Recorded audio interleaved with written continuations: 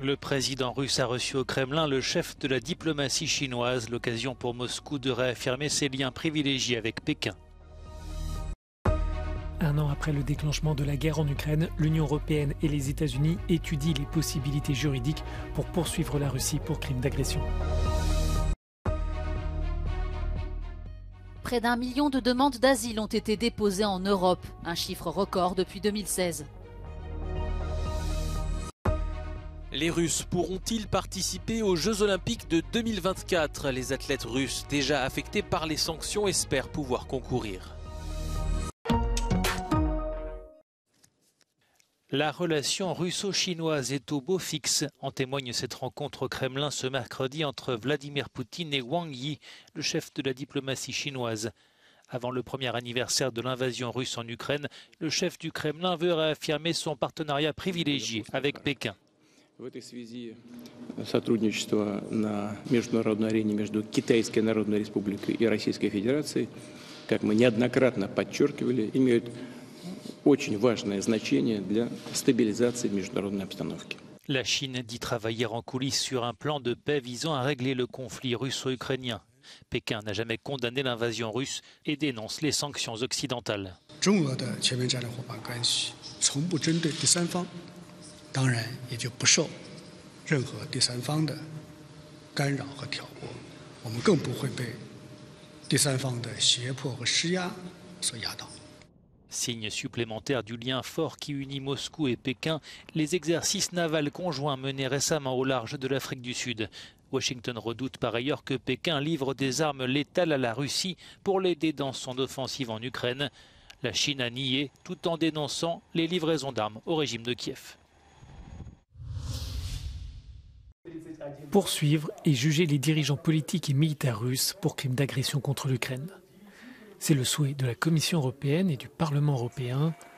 Les deux institutions envisagent de mener ce processus à travers la création d'un tribunal spécial, comme au lendemain de la Seconde Guerre mondiale.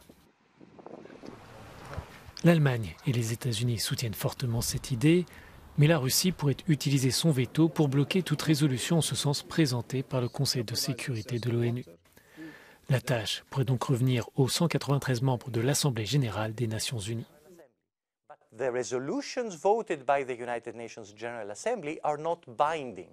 So such a resolution would offer more legitimacy to the tribunal, and that is certain, depending of course on the majority. The broader the majority, the more legitimacy the tribunal will have. But it still does not mean that Russia will have to cooperate, for example, with the tribunal.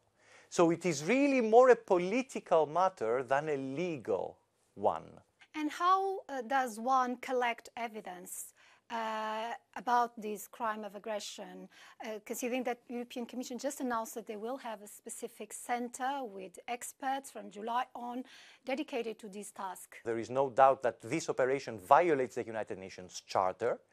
And the difficulty here is that we don't really have recent precedents of collecting evidence for the crime of aggression. So it will be interesting to see how the center tackles this. La Cour pénale internationale enquête déjà sur des crimes de guerre et des crimes contre l'humanité en Ukraine. Toutefois, la Russie ne reconnaît pas l'autorité de la CPI, tout comme les États-Unis. Mais Washington veut soutenir les efforts de la justice internationale. Yes, indeed. The United States is not a member of the Rome Statute, which created the International Criminal Court, but there are many ways in which we can be and have been supportive of the work of the court. This includes a whole range of diplomatic support, of course. We can also assist with the capture and transfer of suspects. La responsable américaine souligne que plusieurs options existent et peuvent être étudiées concernant la création d'un tribunal spécial chargé de poursuivre les responsables russes. Ukraine could also enter into a treaty with, for example, the Council of Europe or even the European Union potentially to create more of a regional body. Ukraine could also create a tribunal internal to its own system, but then allow international prosecutors, judges, and other experts to staff various positions. We've seen these sort of hybrid models around the world. Le procureur général ukrainien souligne que les autorités ont recensé depuis le début de l'invasion il y a un an plus de 65 000 actes de crimes de guerre, comme des exécutions et des violences sexuelles.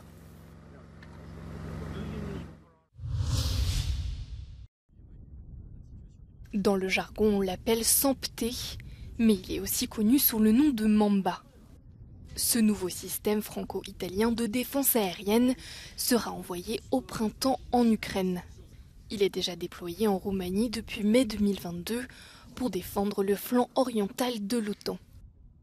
Vorbim despre un sistem care este deja operațional de aproape un an de zile și a devenit o armă extrem de importantă în contextul războiului din Ucraina, care se desfășoară încă în acest moment. Este un sistem atât de complex încât poate detecta orice aeronavă și o poate distruge în doar câteva minute. Le système, équipé de 18 missiles, a été testé lors d'exercices réalisés avec les Alliés, après avoir été évalué et certifié par l'OTAN l'été dernier.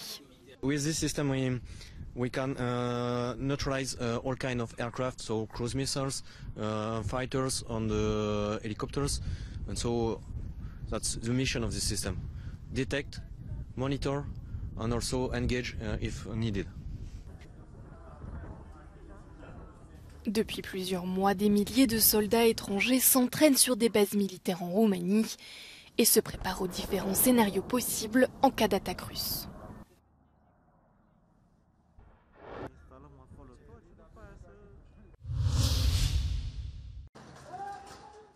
Dix Palestiniens ont été tués et des dizaines d'autres blessés dans un raid israélien survenu ce mercredi sur Naplouse, en Cisjordanie occupée.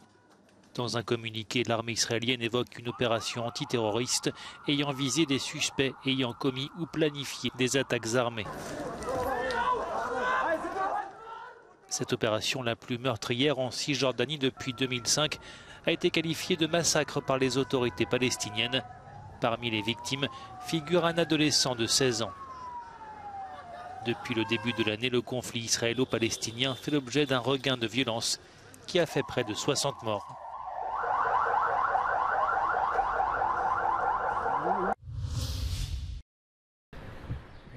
En France, une professeure de lycée est morte ce mercredi après avoir été poignardée par un élève dans une salle de cours. Le drame s'est produit à Saint-Jean-de-Luz, dans le sud-ouest. La victime âgée de 52 ans était une professeure d'espagnol. L'auteur présumé de l'agression est lui âgé de 16 ans. Il aurait fait irruption dans la salle de classe avec un couteau pour s'en prendre violemment à l'enseignante. Elle est décédée peu après. L'individu a été interpellé et placé en garde à vue. C'est la première fois qu'un enseignant est tué dans le cadre de sa fonction en France depuis l'assassinat de Samuel Paty en 2020, en région parisienne.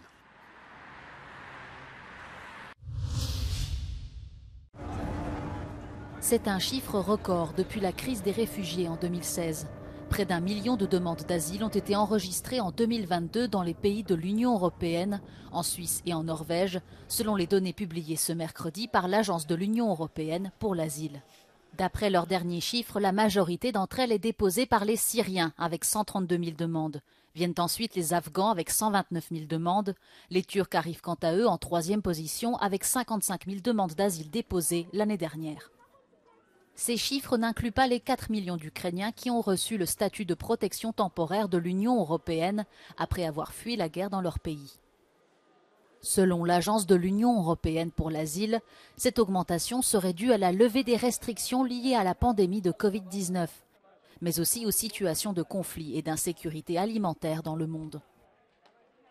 Les demandeurs ont obtenu le statut de réfugié dans 40% des cas l'année dernière, le taux de reconnaissance le plus élevé depuis 5 ans.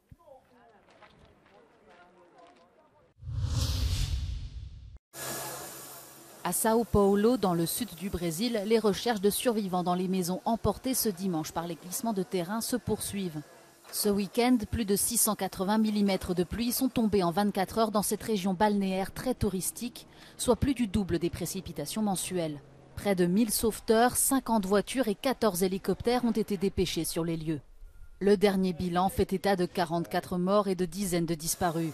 1730 personnes ont été évacuées et 460 sont désormais sans abri. En Russie, le monde du sport est fragilisé par les sanctions internationales imposées depuis le début de la guerre en Ukraine. Les sportifs russes sont exclus des principales compétitions mondiales et les grands événements qui devaient se tenir dans le pays sont délocalisés, comme la finale de la Ligue des Champions qui aurait dû avoir lieu à Saint-Pétersbourg en 2022.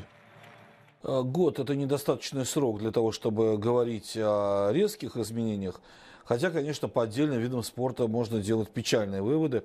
Российский футбол стремительно деградирует. Но, по большому счету, мы еще далеки от полной деградации. Хотя, конечно, стремительное падение и зрелищности, и многих других вещей есть. Le football est la passion d'Ivan et d'Andrei. Ces enfants continuent de s'entraîner, mais ils sentent que les choses ont changé depuis un an. Скучно стало смотреть. Да, Лиги Чемпионов нету, но по-другому. Не съездишь там никуда на матчи на какие-нибудь. Только РПЛ. Le comité international olympique envisage d'autoriser les athlètes russes à participer aux Jeux olympiques de Paris 2024 sous bannière neutre.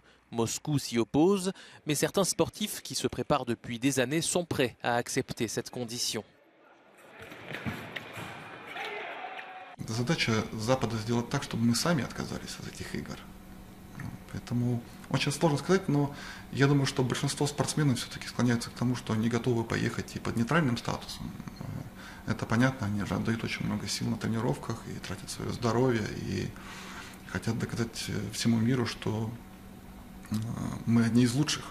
Les sportifs russes vont devoir attendre la décision du comité international olympique. L'Ukraine et certains pays s'opposent à leur participation, invoquant le risque d'actes de propagande du régime de Vladimir Poutine.